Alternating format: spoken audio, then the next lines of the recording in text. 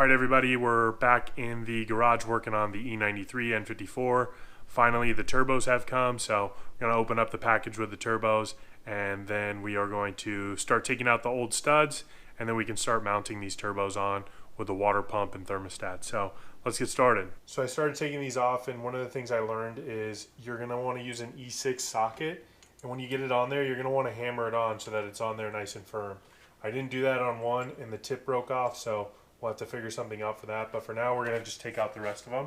All right, so I got the broken studs out. Basically what I did was I hammered on a 6mm socket really good, and then I just cracked it loose with that. So the only thing I noticed is the 6mm socket ended up getting deformed after I did the second one. So on the third one it kind of slipped off, so I had to bounce down to a 5.5mm. So don't do it to a socket you care about, obviously, but so now we're going to install the new studs. So the turbo install kit that I got comes with new studs, and you torque these down to 10 Newton meters. So we'll get these in and torque down.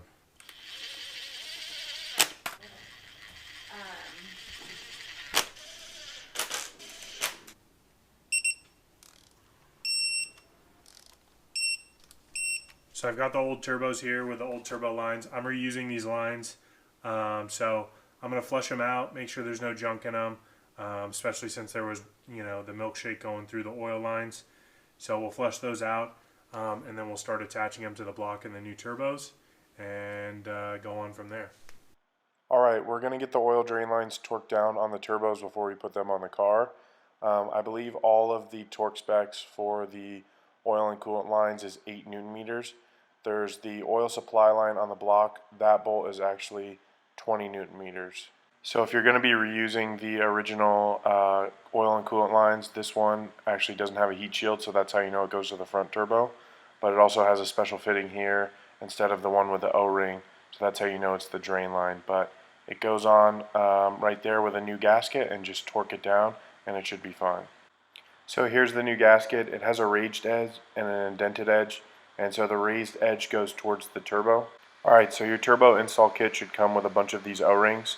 So basically you're going to want to put these on the oil and coolant lines, and make sure you lube them up with some fresh oil or coolant. That way they don't get pinched when you're pressing them into where they go. So do this to both turbos. Make sure that you put new O-rings on everything and the new exhaust gaskets on the turbo manifold, and then we'll go put the coolant lines on the block and get these hung. So this coolant line with the heat shield and the kind of stepped placer is going to go on the rear turbo, so we'll get this lubed up with a new O-ring and get it put on the block.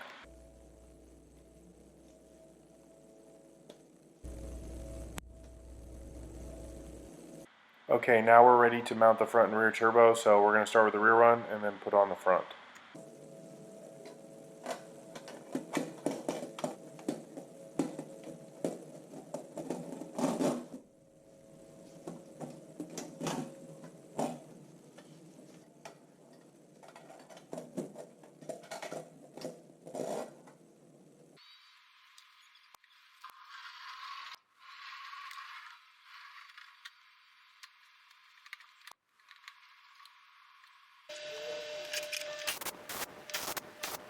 Alright, so now we're going to torque these down to 20 Newton meters and just go in a crisscross pattern. Alright, so next up we have a new water pump and thermostat going on. So I got these from FCP Euro. It's probably one of the more expensive things outside of the turbos on this build, but they're known to go bad on these cars, so I figured I might as well do it while it's all out and easy, because this job is not easy to do with the engine in the car.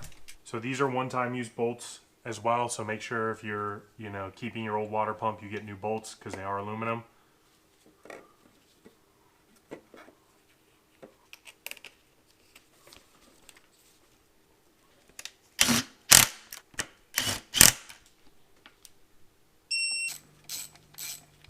Alright, so now we'll get the O-rings on these last coolant lines and get them into place.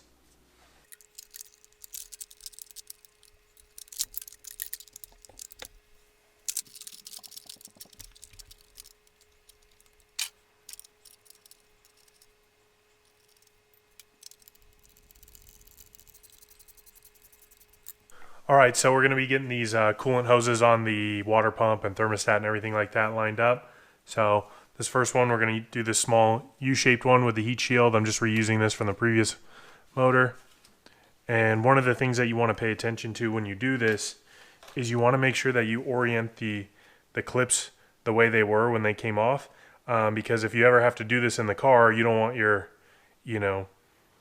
hose clamp way up here, and then you can't access it when it's in the car. So you're going to want to make sure that you can see from the way the marks are on the actual hose of where it goes. So just make sure you do that, and you'll make things easier on yourself in the future. So now I'm getting the coolant hose onto the Mickey Mouse flange, and so with this one, it comes with a permanent pipe clamp on it. And so what I just did is I just took some channel locks and crushed the old Mickey Mouse flange. It's plastic and it was brittle anyways, so it just came right out, and then I cleaned out all the debris as best I could. And then the new flange actually came with a hose clamp, so I'll use that to clamp it onto here.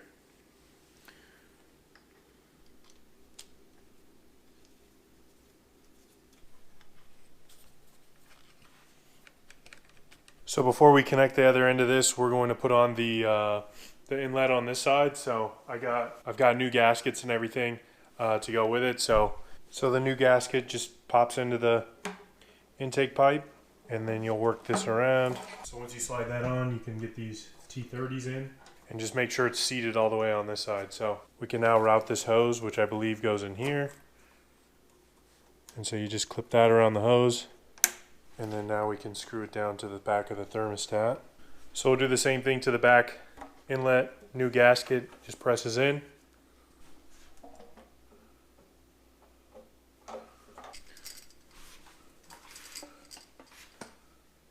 So next we're going to get the passenger side motor mount on. It's just 4 bolts. You can see when I'm reassembling, I've made it easy on myself because I've just put all the bolts back where they screw into when I was taking them off. So now we'll get the downpipes on. So I got new gaskets with the turbo install kit.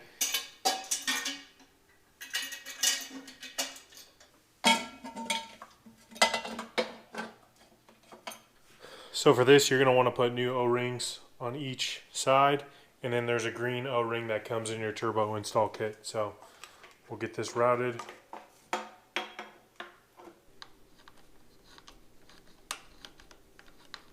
Now we're going to put the boost solenoids back on with the vacuum canisters. So I just left all this connected, but basically you just kind of drape it over, and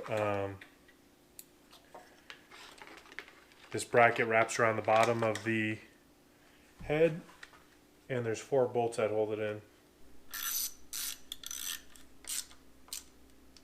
So now we'll replace these vacuum lines here, especially the braided one, since my turbo install kit came with that. So I'm just going to slice it, and then you can route it in these little clips here, and it'll come around onto the wastegate right here. We'll do the same with this side.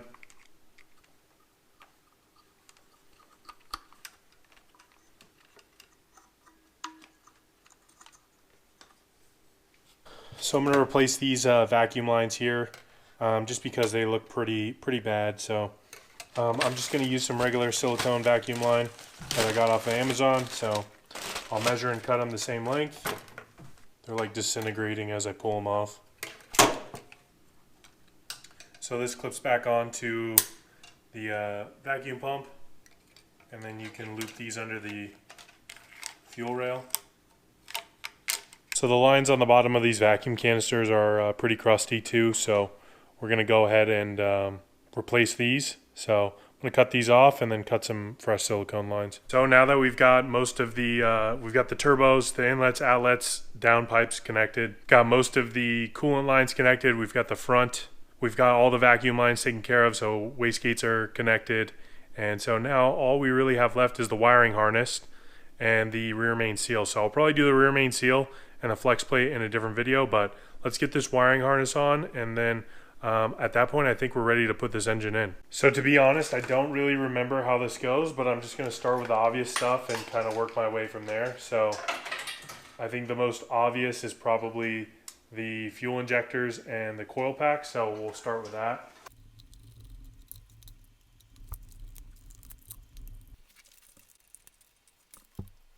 So I noticed on the transmission wire loom there's this breach, so what I'm going to do is I'm going to pull this apart and electrical tape it, that way there's no shorts or anything, just to be safe. But we've got most of it hooked up. The rest of it I think we're going to wait until we're in the car. So I believe at this point this engine is ready to go in. So I think we've taken this engine as far as we can with it out of the car. We got the downpipes, inlets, outlets, turbos, vacuum lines, wiring harness as much as we could without it being on the body. And we've got the coolant lines back in, the alternator, everything. So next video we'll do the rear main seal and switch over the flex plate from the old motor, and that's pretty much it. So I'm gonna have to get it off the stand to do that, but once it's off the stand we'll do that really quick and we'll get this back into the body of the car. So I'm really excited. We made a lot of progress. I think the rest of this is going to go pretty fast. So within the next week or two, we should be starting this up for the first time and seeing how this $200 engine runs. So if you haven't already, make sure you hit the subscribe button, drop a like on the video, and put a comment too. I appreciate everybody who supported the build, everybody who's watching the videos, liking, commenting, and encouraging me, because it's been a huge project. There's been a lot of times where I've been unmotivated, but for the most part this has been extremely fun, and I hope that you guys have enjoyed yourself as well. So thanks for watching. I'll see you guys next time. I'm just really trying to show you no love. Say you tired and you need a new love. Use what you got for your lose love.